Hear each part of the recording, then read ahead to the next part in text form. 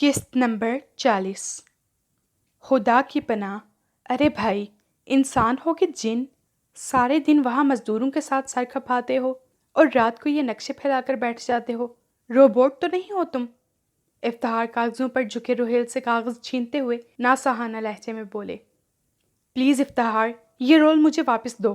رات کو میں تیاری کر لیتا ہوں تو دن میں کام جلدی ہو جاتا ہے، اور سچ پوچھو تو مجھے کوئی ایسا علم آتا ہوتا تو جنوں سے راتوں رات ہی عمارت تعمیر کرواتا اور واپس بھاگ جاتا پاکستان۔ ہاں ہاں صاف بولو، بھابھی کی یاد بے چین کیے ہوئے ہے۔ حد ہوتی ہے یار ایسی دیوانگی کی بھی۔ سنا تھا محبوبہ جب بیوی بن جاتی ہے تو محبت کا جوش، عشق کا بھوت سر پر پاؤں رکھ کر بھاگ جاتا ہے، مگر یہاں تو وہ بھوت اور بھی زیادہ قابض ہو گیا ہے۔ تینوں بچوں کے باوجود تمہاری محبت کبھی بیوی اور بیوی کی محبت کبھی گھر والوں کی محبت پر حاوی نہیں ہوتی۔ سب کا وجود اسی طرح مکمل اور بھرپور ہے۔ افتخار دیوار پر لگی مونا لیزا کی تصویر کو دیکھتے ہوئے کھوئے کھوئے لہجے میں بولے۔ بھابھی، پاکستان سے کال تو نہیں آئی؟ وہ کام سے شام کو گھر آئے تو اپنی دھن میں سیدھے ڈرائنگ روم میں چلے گئے۔ بھابھی سے دھیمے لہجے میں بات کرتی وہ لڑکی بری طرح خوف زدہ ہو کر چونک گئی تھی۔ اپنے لمبے سکارف کو اس نے فوراً ہی چہرے کے آگے کر لیا اور ہاتھ میں پکڑی کتاب سرعت سے اسکارف کے اندر روپوش ہو گئی تھی۔ او سوری، مجھے معلوم نہ تھا یہاں کے مہمان بیٹھے ہیں، روہیل حجالت امیز لہجے میں بولے۔ کوئی بات نہیں روہیل بھائی، آپ بیٹھیں۔ مسز افتخار کھڑی ہو کر مسکراتے ہوئے بولی۔ کیتھرین، گھبراؤ نہیں، یہ مسلمان ہیں اور میرے بھائی ہیں۔ وہ اس خوفزدہ لڑکی سے گویا ہوئیں۔ اوکے بھابھی، میں کمرے میں ہوں، کافی بھجوا دیجیے گا۔ اس کے روکنے کے باوجود وہ کمرے میں آ گئے۔ 2 دن ہو گئے تھے عظمت سے فون پر بات کیے اور ان کا دل اب یہاں نہیں بہل رہا تھا۔ یہ پہلی جدائی تھی جو شادی کے 10 سال بعد ان کے درمیان آئی تھی۔ انہوں نے بہت ٹوٹ کر عظمت سے محبت کی تھی، اور شادی کے بعد عظمت کی خوش مزاجی تابعداری نے ان کی محبت کو اور مضبوط کر دیا تھا۔ یہی وجہ تھی کہ وہ ان کے بغیر کہیں جانے کا تصور بھی نہیں کر سکتے تھے، مگر اب مجبوری میں یہاں آنا پڑا تھا۔ پہلا معاملہ تو افتخار کی دوستی کا تھا، اور دوم وہ یہ بات اچھی طرح جانتے تھے اس پروجیکٹ کی تکمیل ان کی شہرت و لیاقت میں 4 چاند لگا دے گی۔ ابھی وہ اپنے ملک کی مشہور بلڈرز میں شمار ہوتے تھے۔ 1 ماہ کا عرصہ گزر گیا تھا، عمارت کا آدھا کام ہو چکا تھا اور آدھا کام تکمیل کے مراحل میں تھا۔ اس لڑکی کیتھرین سے 2-3 مرتبہ سامنا ہوا تھا۔ اس کے بارے میں معلوم ہوا وہ یہ یتیم لڑکی تھی، ڈیوڈ پلازا میں تنہا رہتی تھی، جو قریب ہی واقع تھا۔ وہ عیسائی تھی، ایک مسلمان فیملی کے ساتھ تعلقات اور اپنی دوست مسلمان لڑکی کے ساتھ رہ کر اسے مذہب اسلام سے محبت و انسیت اور عقیدت ہو گئی تھی۔ اس نے چپکے چپکے اسلام سے متعلق بہت سارا لٹریچر پڑھا سمجھا، اور اس کے اندر ہدایت ایمان کی بجھی ہوئی شمع دھیمے دھیمے سلگنے لگی۔ وہ آہستہ آہستہ اسلام کے پر نور، ایمان افروز حیات بخش اجالوں کی طرف بڑھنے لگی۔ ایمان کا نور اس کے اندر پھیلنے لگا، عیسائیت کا شرک و کفر کا اندھیرا چھٹنے لگا۔ اس مہربان فیملی کی مدد سے بہت رازداری و خاموشی سے وہاں کی اسلامک اکیڈمی کے نگرانوں کی موجودگی میں مسجد کے امام سے کلمہ پڑھ کر مسلمان ہو گئی۔ اپنے حقیقی رب کے آگے سجدہ شکر ادا کرتے وقت اس کا دامن آنسو سے بھیگ گیا۔ جس رب نے اس کے دل میں ایمان کی شمع روشن کر کے اسے نافرمانی و کفر کے جہنم رسید اندھیروں سے نکالا۔ اسلام قبول کرنے کے بعد کیتھرین کا اسلامی نام فاطمہ رکھا گیا، اور ان کی پسند کا نام تھا یہ۔ حضرت بی بی فاطمہ رضی اللہ تعالیٰ عنہ کی حیات طیبہ کا اس نے بغور مطالعہ کیا تھا، اور ان پاک دامنوں باحیا باپردہ عورت کے پر نور و پاکیزہ کردار نے اسے اصل عورت کے کردار سے روشناس کروایا تھا۔ اسکرٹ و جینز پہننا اس نے عرصے سے چھوڑ رکھی تھی، اور اب تو وہ مکمل طور پر شلوار قمیض پر فل دوپٹہ اوڑھتی تھی۔ وہ فیملی جو افتخار کی سسرال تھی وہ وہاں سے ڈنمارک شفٹ ہو گئی تھی، اور فاطمہ مسز افتخار کے پاس قرآن کریم کا سبق لینے لگیں، اور وہ یہ کام بالکل تنہائی میں کرتی تھیں۔ اس کے مسلمان ہونے کی خبر اس کے کسی رشتہ دار یا پڑوسیوں کو نہیں ہوئی تھی۔ اسے معلوم تھا اس کے ہم مذہب یہ بات کبھی برداشت نہیں کریں گے، کیونکہ بہت سرعت سے یہاں کی کچھ مذہبی جنونی تنظیمیں اپنے پروپیگنڈے سے لوگوں کو دولت و آسائشوں کی چمک دکھا کر عیسائیت قبول کرنے پر راضی کرتی تھیں۔ یہودی و عیسائی کسی دوسرے مذہب کے اتنے دشمن نہیں ہیں جتنے اسلام اور مسلمانوں کے دشمن ہیں۔ یہ بات کسی سے ڈھکی چھپی نہیں۔ افتخار صاحب اپنی مسز کے ساتھ پارٹی میں گئے ہوئے تھے۔ روہیل بہت مسرور شگفتہ موڈ میں سوٹ کیس میں سامان اور گفٹس پیک کرنے میں مصروف تھے۔ ان کا کام مکمل ہو چکا تھا۔ کل لارڈ رچرڈ نے عمارت کی تعمیر کے سلسلے میں پارٹی بھی دی تھی اور انہیں بھی خصوصی ایوارڈ سے نوازا تھا کہ عمارت بالکل ان کی مرضی اور پسند کے مطابق تعمیر ہوئی تھی۔ پارٹی سے واپسی پر انہوں نے پاکستان جانے والی فرسٹ فلائٹ کی ٹکٹ کے لیے کوشش کی، مگر بہت کوشش کے بعد 1 ہفتے کے بعد کا ٹکٹ ملا۔ کچھ دیر جھنجھلانے کے بعد دوبارہ سب کے لیے شاپنگ شروع کر دی اور کچھ نہ کچھ افتخار صاحب کی بیوی اور 7 سالہ بیٹے شاہ رخ کے لیے بھی گفٹ خرید لیا۔ سامان پیک کرنے کے بعد انہوں نے سوٹ کیس سائڈ میں رکھ دیا اور وال کلاک کی طرف دیکھا۔ رات کے 11:30 بج رہے تھے۔ بارش باہر زور و شور سے ہو رہی تھی۔ سردی کا موسم تھا۔ گھر سے باہر نکلتے ہی باوجود گرم اونی کپڑوں کے دانت بجنے لگتے تھے۔ اس نے کافی بنانے کے ارادے سے کچن کی طرف قدم بڑھائے ہی تھے کہ ایک دم ہی کسی نے باہر زور زور سے دروازہ پیٹنا شروع کر دیا۔ انہوں نے چونک کر دروازے کی طرف دیکھا۔ کال بیل کی موجودگی میں ایسی حرکت یہاں کے معاشرے میں غیر مہذب سمجھی جاتی تھی۔ دروازہ پھر پہلے سے بھی زیادہ تیزی سے بجا۔ انہوں نے آگے بڑھ کر دروازہ کھول دیا۔ پلیز دروازہ لاک کر لیں۔ بے ترتیب حلیے میں پریشان حال فاطمہ اندر آ کر اس سے خوف زدگی سے تیز لہجے میں بولی۔ وہ جو اس کی حالت سے پہلے ہی بوکھلاہٹ کا شکار تھے، اس کے خوف زدہ التجا آمیز لہجے سے ڈسٹرب ہوئے اور دروازہ لاک کر دیا۔ یہ آپ کے سر سے خون کیسے نکلا اور یہ نشانات کیسے ہیں؟ براؤن ملٹی سکارف اس کے چہرے کو چھپائے ہوئے تھا۔ ہاتھوں کے لرزش سے پیشانی کچھ عریاں ہو گئی، جس سے اس پر زخم سے خون بہتا نظر آ رہا تھا۔ تمام ہاتھوں پر نیل کے نشان تھے۔ کچھ زخموں پر خون نکل کر جم گیا تھا۔ اس کا لباس ملگجا اور شکن آلود تھا۔ روہیل نے پرتجسس نگاہوں سے اس کا جائزہ لیا تھا۔ وہ فرحہ بھی مسز افتخار کہاں ہیں؟ اس نے جواب دینے کے بجائے کپ کپاتے لبوں سے سوال کیا۔ بھابھی افتخار کے ساتھ پارٹی میں گئی ہیں، آتے ہی ہوں گے وہ لوگ۔ پہلے آپ زخم کی ڈریسنگ کیجیے، خون بہہ رہا ہے۔ آپ بھابھی کے کمرے میں چلی جائیے۔ وہ سمجھ گیا وہ اسے کچھ بتانا نہیں چاہتی، اس لیے اس نے بھی اصرار نہیں کیا۔ وہ خاموشی سے اٹھ کر کمرے کی جانب چلے گئی۔ وہ اس کے پریشان حلیے سے ہاسے ہراساں ہو گئے تھے۔ اس 2 ماہ کے عرصے میں متعدد بار فاطمہ سے ان کا سامنا ہوا تھا۔ اول تو خود ہی ارد گرد سے بے خبر اپنے خیالوں میں گم رہتے۔ کبھی اتفاقیہ ان کی نظر اس پر پڑ جاتی تو وہ ہمیشہ ہی سکارف میں چہرے کو چھپائے رکھتی۔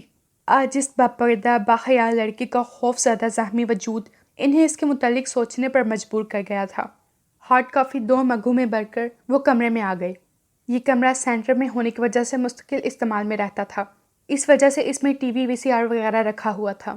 وہ کمرے میں آئے تو وہ مسز افتخار کی گرم کشمیری گرین شال میں کمبل میں پیک ہو کر سامنے صوفے پر دونوں پاؤں بھی شال میں چھپائے بیٹھی تھی۔ اس کا جسم آہستہ آہستہ ہل رہا تھا۔ کافی لیجیے۔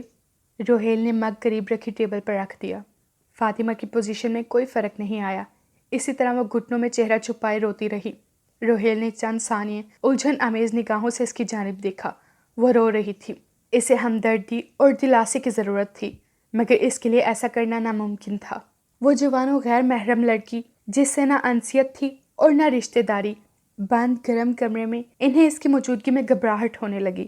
تنہائی میں وہ عظمت کے علاوہ کسی دوسرے کا وجود دیکھنے کے قطعی عادی نہ تھے۔ میں اپنے کمرے میں ہوں، آپ ریسٹ کریں۔ آخر انہیں یہی راہ فرار سوجی۔ انہوں نے کمرے سے باہر جانے کے لیے قدم بڑھا دیے۔ سنیے، اشکوں میں ڈوبی آواز ان کی سماعت سے ٹکرائی۔ جی؟ ان کے قدم رک گئے مگر نگاہیں جھکی رہیں۔ آپ بیٹھ جائیں، مجھے ڈر لگ رہا ہے۔ لرزتے لہجے میں بڑا سہما ہوا معصومانہ اصرار تھا۔ میں برابر ہی اپنے کمرے میں ہوں، آپ خوف زدہ نہ ہوں۔ ان کا لہجہ بچے کو تسلی دینے والا تھا۔ نہیں نہیں، مجھے ڈر لگ رہا ہے، وہ مائیکل اور اس کا جنونی انتہا پسند گروپ یہاں بھی پہنچ جائے گا۔ وہ مار ڈالیں گے مجھے شرمناک موت۔ وہ ہذیانی انداز میں کھڑی ہو گئی۔ یہاں کوئی نہیں آئے گا، آپ اطمینان رکھیں پلیز۔ روہیل کپ ٹیبل پر رکھ کر صوفے پر بیٹھ گئے۔ جب سے میں نے اپنے حقیقی رب کو پہچانا ہے، مجھے موت سے خوف نہیں آتا۔ میں نے ایک حدیث کی کتاب میں پڑھا تھا، موت مومن کے لیے راحت اور کافر کے لیے عذاب ہے، مگر جیسی موت مائیکل اور اس کے ساتھی دینا چاہتے ہیں وہ مجھے قطعی منظور نہیں ہے۔ وہ سسکیوں کے دوران دھیمے لہجے میں بول رہی تھی۔ تھوڑا پانی پیجیے۔ روہیل نے شیشے کا پانی سے بھرا گلاس آگے بڑھایا۔ اس نے پانی پی کر گلاس سائڈ میں رکھا اور کافی کا مگ اٹھا لیا۔ مائیکل کون ہے؟ آپ اس سے اتنی خوفزدہ کیوں ہیں؟ روہیل سنجیدگی سے گویا ہوا۔ میرے اپارٹمنٹ کے 2nd فلور پر وہ رہتا ہے۔ اس کی کمپنی بہت خراب رہی ہے۔ تمام معیوب اور غیر اخلاقی حرکتیں اس میں بدرجہ عدم موجود ہیں۔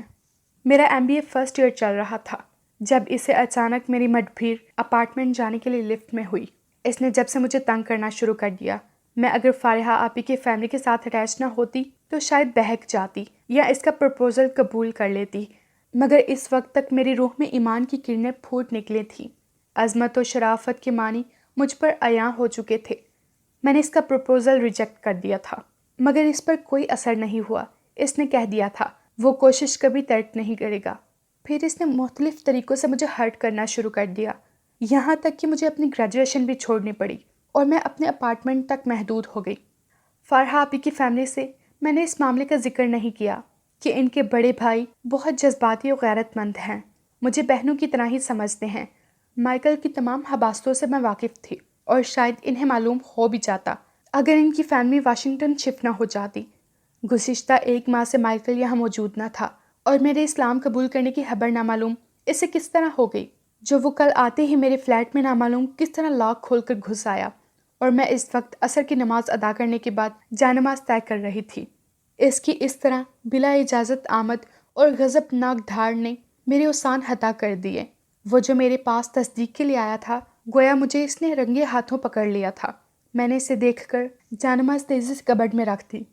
مجھے ڈیوڈ نے بتایا کہ کیتھرین اپنے مذہب سے باغی ہو کر بے دین ہو گئی ہے، تو مجھے یقین نہ آیا۔ ڈیوڈ کو تو میں نے بخشا نہیں، میں یہ دیکھنے آیا تھا کہ ملنے والی انفارمیشن درست ہے یا غلط، کیونکہ مجھے آج معلوم ہوا کہ یہاں مسلمان فیملی سے تمہارے تعلقات بہت زیادہ گہرے ہیں، مگر ان کی قسمت اچھی تھی کہ پہلے ہی چلے گئے۔ اس نے میرے بال اس بے رحم سے ہاتھ سے جکڑے کہ سر سے دوپٹہ کھسک گیا۔ میں بے دین ہرگز نہیں ہوئی، بلکہ اپنے معبود کو، اپنی روح کو، اپنی دین کو میں نے اب پہچانا ہے۔ اس سے قبل میں بے دین تھی، گمراہ تھی اور شرک کرنے والوں میں تھی۔ اپنے مذہب کے خلاف بولتی ہے؟ مائیکل نے میرے بال زور سے کھینچے اور تھپڑ مارتا ہوا وحشیانہ انداز میں یہی جملے بولتا رہا۔ ہاں میں بولوں گی، تم تو کیا، مجھے کوئی بھی نہیں روک سکتا۔ ہاں میں نے اسلام قبول کیا ہے اور تمہارے سامنے بھی اقرار کرتی ہوں، لا الہ الا اللہ محمد رسول اللہ، کوئی معبود نہیں اللہ کے سوا، حضرت محمد مصطفیٰ صلی اللہ علیہ وآلہ وسلم اللہ کے رسول ہیں۔ سمجھے؟ وہ معبود برحق یکتا ہے، تنہا، نہ اس کی کوئی ماں ہے، نہ باپ، نہ بیٹی ہے، نہ بیٹا۔ سمجھے تم؟ اس کے ساتھ صرف ایک رشتہ جڑا ہوا ہے، وہ ہے صرف اس کے بندوں کا خالق و مخلوق کا رشتہ۔ اس کے علاوہ جو رشتہ اسے جوڑا جاتا ہے وہ شرک کہلاتا ہے، اور اس سے بڑا گناہ اسلام میں کوئی دوسرا نہیں ہے۔ میرے اندر جیسے کوئی ایمان کامل بصیرت افروز روح اس وقت حلول کر گئی تھی۔ یہ راہ حق کو پا لینے کے سبب صادق دین کی طاقتور شعاؤں نے میرے لہجے، میرے انداز میں اس قدر بے خوفی اور ہمت مجتمع کر دی تھی کہ میں اس ظالم و جابر شخص کے ڈر اور خوف سے نکل آئی تھی، اور وہ جو میرے اس نڈر و دلیر روپ کو دیکھ کر سکتے کی کیفیت میں مبتلا ہو گیا تھا۔ میرے خاموش ہوتے ہی لاتوں، مکوں، تھپڑوں کی جیسی اس نے بارش کر دی۔ او، کیا اس ہنگامے کی آواز آس پاس نہیں پہنچی؟ روہیل ہونٹ بھینچتا ہوا بولا۔ یہ آزاد معاشرہ ہے، بے حسی و مروتی یہاں کے مزاج میں شامل ہے۔ یہاں کے لوگ کتوں بلیوں پر وقت، پیسہ اور خلوص نچھاور کر سکتے ہیں، مگر انسانوں سے محبت و پیار یہاں کے رواجوں میں شامل نہیں۔ مائیکل جب مار پیٹ کر کے تھک گیا اور میں اپنے تمام جسم پر زخموں اور نیلوں کے باوجود اپنے دین سے ہٹنے کو تیار نہ ہوئی، تو وہ مجھے کرسی پر رسیوں سے باندھ کر چلا گیا اور وارننگ دے گیا کہ میں کل تک اپنے سابقہ دین پر آ جاؤں، ورنہ چند لمحے وہ رک کر سانس درست کرنے لگی۔ ساری رات آپ اسی طرح رسیوں سے بندھی رہیں؟ روہیل کے لہجے میں حیرانی بھی تھی، افسوس و تکلیف آمیز انداز بھی، کہ ایک معصوم نازک سی لڑکی دین کی خاطر تنہا کتنی صعوبتوں سے گزری۔ ان کے دل میں اس کے لیے ایک دم ہی ہمدردی و احترام امڑ پڑا۔ کل رات کے علاوہ آج سارا دن بھی میں نے بہت کوشش کی کہ کسی طرح رسیاں کھل جائیں، مگر میں اپنے مقصد میں کامیاب نہ ہو سکی۔ اب 11 بجے وہ آیا۔ اس کے ہمراہ اس کے بد فطرت و گھٹیا مزاج دوست بھی تھے۔ اس نے آنے کے ساتھ ہی پوچھا کہ میں نے کیا فیصلہ کیا ہے۔ میں نے کوئی جواب نہیں دیا۔ ان سب کی نگاہوں سے جھانکتی شیطانیت نے میرے اندر نفرت کا لاوا کھول دیا تھا۔ اس کے بار بار پوچھنے پر بھی میں خاموش رہی تو وہ غصے سے پاگل ہو گیا۔ اس نے اپنے دوستوں کو کہا کہ وہ اندر جائیں، وہ مجھے لے کر اندر آ رہا ہے۔ اس کے دوست بےہودگی سے ہنستے ہوئے اندر کمرے میں چلے گئے۔ مائیکل کچھ دور کھڑا کینہ توز نظروں سے مجھے دیکھنے لگا۔ اندر کمرے میں فاسٹ میوزک کی تیز آواز نکل کر پورے اپارٹمنٹ میں پھیل گئی تھی۔ اس کے ساتھ ان کی بری طرح ہاؤ ہو اور چیخوں کی بھی آوازیں شامل تھیں۔ اب بھی اپنا فیصلہ بدل لے کیتھی، ورنہ سوچ لے اتنے سارے وحشی لڑکوں میں کیا بنے گا تیرا۔ مائیکل قریب آ کر خطرناک لہجے میں بولا، میرا نام فاطمہ ہے، مر گئی کیتھی۔ دیکھنا ابھی تم اپنا انجام، تمہارا وہ حشر کریں گے کہ تم موت مانگو گی، مگر موت بھی تمہارے قریب آنے سے ڈرے گی، زندگی بھی تمہیں پناہ نہ دے سکے گی۔ مائیکل وحشیوں کی طرح جیکٹ سے چاقو نکال کر رسیاں کاٹ رہا تھا۔ اس کے چہرے پر صفاقی اور درندگی کے رنگ تھے۔ اس کے بری طرح رسیوں پر چاقو چلانے سے کئی زخم میرے ہاتھوں، پیروں اور جسم پر آئے تھے، جن سے خون رسنے لگا تھا، مگر میں برداشت اور ضبط کا پہاڑ بنی اللہ سے اپنی عزت کی سلامتی اور یہاں سے عافیت کے ساتھ نکل بھاگنے کی دعا مانگ رہی تھی۔ رسیاں کٹنے کے بعد مائیکل نے مجھے گھسیٹ کر اندر لے جانے کے لیے ہاتھ بڑھایا ہی تھا کہ نامعلوم کیسے اس وقت میرے خوف سے کانپتے بدن میں اندیکھی قوت پیدا ہوئی۔ میں نے اچانک ہی رسی اٹھا کر مائیکل کے چہرے پر پوری قوت سے ماری۔ مائیکل کے لیے یہ بات بالکل غیر متوقع تھی۔ وہ چیختا ہوا دور ہٹا۔ میں نے دوبارہ مارنے کے بعد تیسری مرتبہ ہاتھ گھمایا ہی تھا کہ اس نے غصے سے دھاڑتے ہوئے مجھے زوردار دھکا دیا اور میں توازن برقرار نہ رکھ سکی۔ گرتے ہوئے میرا سر ٹیبل کے کارنر سے ٹکرایا۔ ایک لمحے تو مجھے شدید تکلیف میں اندھیرا چھایا ہوا نظر آیا، مگر میں فوراً ہی اٹھنا چاہ رہی تھی کہ مائیکل میرے نزدیک آ گیا۔ میں نے تیزی سے اس کی ٹانگ پکڑ کر کھینچ لی۔ وہ سر کے بل گرا اور کارنر پر رکھا پتھر کا لیمپ اس کے سر پر گرا۔ وہ فوری اٹھ نہ سکا۔ اندر فاسٹ میوزک کے ساتھ ملی ہوئی ان وحشیوں کی آواز کی وجہ سے وہاں ہونے والی کارروائی کی آواز ان تک پہنچی نہیں تھی۔ اللہ کو میری مدد اسی طرح کرنی تھی۔ مائیکل کو گرتے دیکھ کر میں تیزی سے گیٹ کی طرف بھاگی اور پھر میں نے پیچھے مڑ کر نہیں دیکھا۔ میں سیدھی یہاں چلی آئی کیونکہ مائیکل میرے اس ٹھکانے سے قطعی واقف نہیں ہے، مگر میں جانتی ہوں وہ بہت حبیث روح ہے، بہت اثر و رسوخ رکھتا ہے وہ۔ میں زیادہ دیر تک اس کی نگاہوں سے چھپ کر نہیں رہ سکتی۔ کیا ہوگا میرا؟ وہ ایک مرتبہ پھر رونے لگی۔ روئیں نہیں آپ، اللہ تعالیٰ نے جب آپ کی اتنی مدد کی ہے تو انشاءاللہ اور بھی کریں گے، روحیلے سے تسلی دے رہا تھا۔ اس کی جانب سے متفکر وہ بھی ہو گیا تھا۔ اس کی جد و جہد اور عصمت کی حفاظت کی فکر، اسلام سے محبت اور مضبوط کردار نے اسے اس کے متعلق بہت کچھ سوچنے پر مائل کر دیا تھا۔ وہ نرم و ہمدرد مزاج رکھتا تھا، اعلیٰ و بہترین ماحول کا پروردہ تھا، جہاں دنیا کی تعلیم کے ساتھ دینی تعلیم و تربیت پر مکمل توجہ دی گئی تھی۔ عورت کے رشتے کا پروقار تقدس اور احترام اس کے دل میں تھا۔ اماں جان کی تربیت ان کے خون میں شامل ہو کر رگ رگ میں دوڑ رہی تھی۔ اس طرح میں افتخار اور ان کی بیگم بھی آ چکے تھے۔ صورتحال سے آگاہ ہونے کے بعد دونوں بھی سخت متفکر و پریشان ہو گئے تھے۔ اس وقت تو رات بھی گہری ہو گئی تھی۔ بیگم افتخار نے ڈری سہمی فاطمہ کو اپنے بیڈ روم میں سلا لیا۔ افتخار صاحب شاہ رخ کے روم میں سو گئے تھے۔